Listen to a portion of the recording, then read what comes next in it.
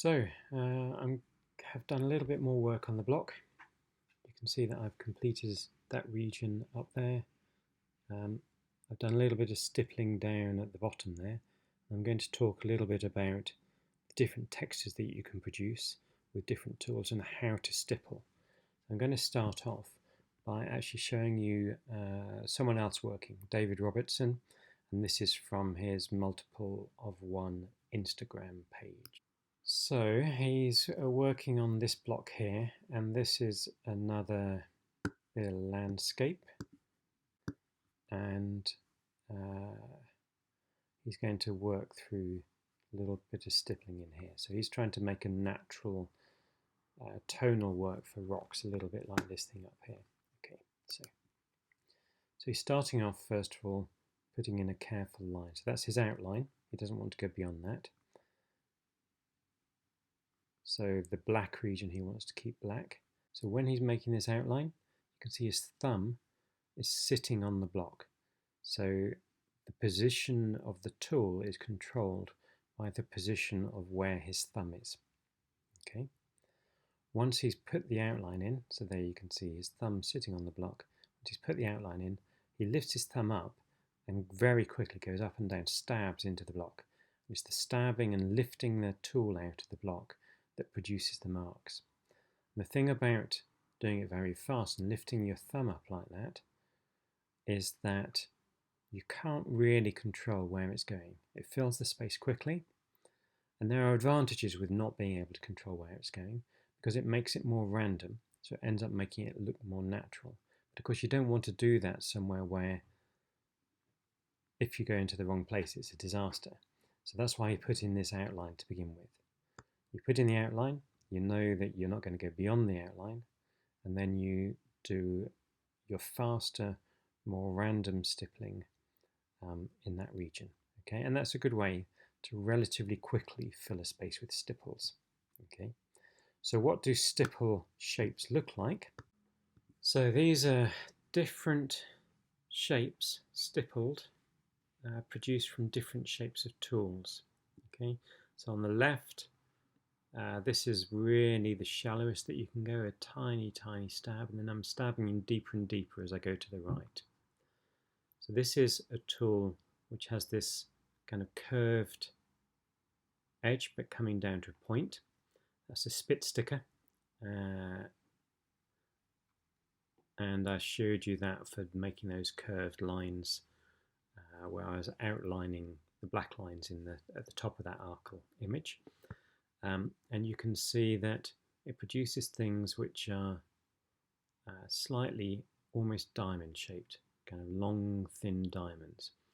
And that's very similar to the lozenge graver. It's got a very similar shaped point to it, but the lozenge graver is at a wider angle, so you get slightly more square, more even shaped diamonds. And you can see very clearly with the lozenge graver that the sides, so all of these have been coming in with the tool from the right, and the tip is on the left hand side, and you can see there's an asymmetry, that the side that comes in where the tool is much more pointed, and the side where the tip lifts out and you break out the wood is slightly more rounded, so you get this asymmetry in these. So that's two kind of pointed tool stipples. Okay. This one here is a tint tool which has a square flat bottom. Okay. And if you go in straight with a tint tool, something quite interesting happens. When you don't dig in very far, you get these, I'm coming in again from the right, you get these vertical lines. Then as you get in going deeper and deeper, you start to cut a little line segment, so it switches from a vertical line to a horizontal line. Okay, so you can get a whole range of different shapes and orientations of the shapes just by changing how far you're digging in. If you go in with the tool tilted, so in this case the bottom of the tool was cutting in deeper than the top of the tool, you get these triangular shapes, and these are quite nice shapes. So if you tilt your tool, then you can change the shape as well. This is a round bottom tool, so perhaps a scorper, and these are two sets of marks made with the scorper. This is when I'm coming in at a very steep angle. So if the surface of the block is like that, I'm coming in at a steep angle. So I cut down a relatively short distance. So I end up with these ovals, but they're quite rounded ovals. On the other hand, if I come in at a very low angle, so the tool is coming in at a low angle like that, then I get these much more elongated ovals. So by changing the angle of the tool to the block, I can change the shape of the stippling as well.